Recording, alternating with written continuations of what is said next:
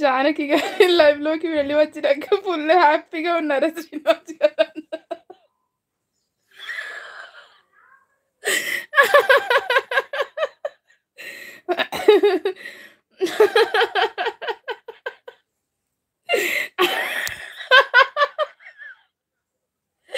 నవ్వి నవ్వి చచ్చిపోతే ఎవరు రెస్పాన్సిబిలిటీ శ్రీను బ్రో. అమ్మ చూడండి కళ్ళెంబడి నీళ్ళు ఎలా వస్తున్నాయి. అమ్మా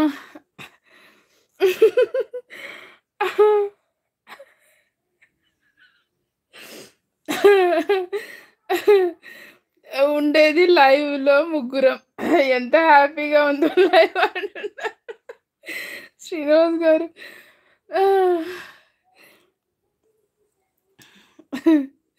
అబ్బా! బావుంది శ్రీను బ్రో.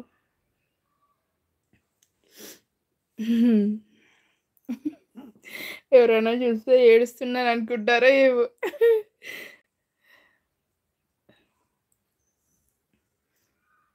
కదా!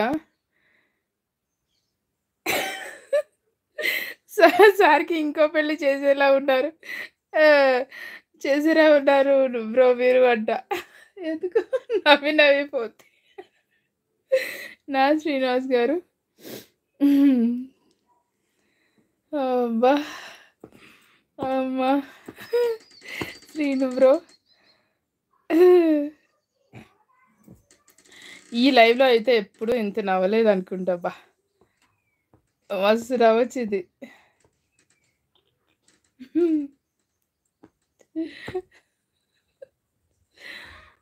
ఆ!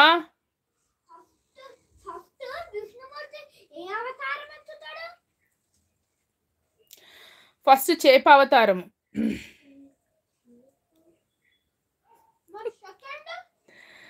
సెకండ్ వరాహ అవతారం.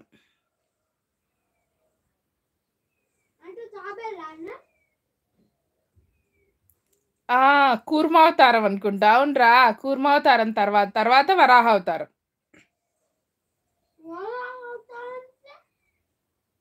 అదే ఆయన భూదేవిని ఆయన నుంచి రక్షిస్తాడు కదా హిరణ్యాక్షుడి నుంచి. అది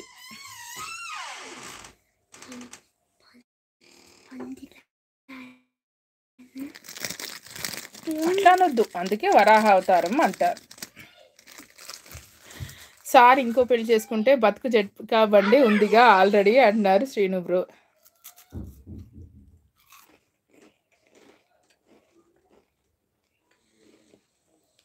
మీరు కూడా నవ్వారా శ్రీనివాస్ గారు? చాలా రోజుల తర్వాత ఫుల్గా నవ్వా బ్రో. థ్యాంక్ యూ బ్రో అన్నారు శ్రీనివాస్ గారు. అసలు నిజంగా శ్రీనివాస్ గారు ఎంత స్పాంటనిటీ అబ్బా, అట్లా చాలా తక్కువ మందికి ఉంటుంది బ్రో. ఇలాగే నవ్విస్తుండండి. సూపర్.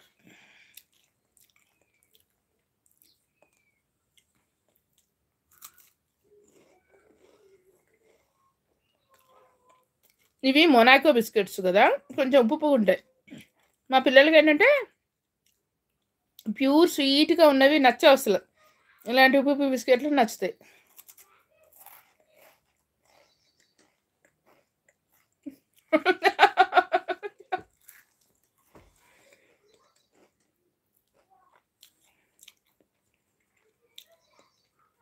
థ్యాంక్స్ ఎందుకులేండి, చెక్ కరెక్ట్గా పంపిస్తే చాలా అంటున్నారు శ్రీను బ్రో.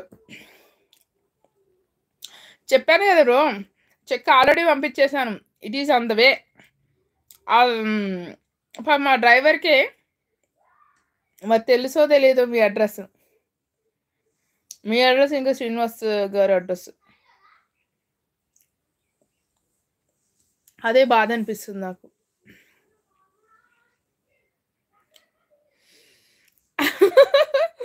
ఆ ఒక్కటి అడక్కు అంటుంది బ్రో అంట. ఆ ఒక్కటి అడక్కు